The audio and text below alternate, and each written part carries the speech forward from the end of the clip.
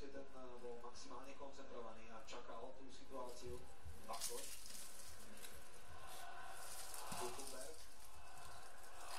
Kuchenberg predložil na Kytnára. Kytnár sa dostáva k puku, ale už sa uvoľniť nedokázal.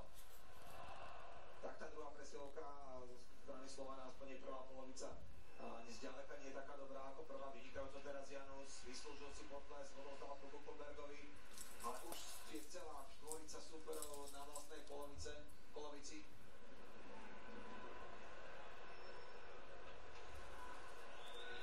Tak ešte 40 sekúnd, Slovan by to ešte mohol skúsiť, stále má dosť času pre silovej hre pri vylúčení Berezina.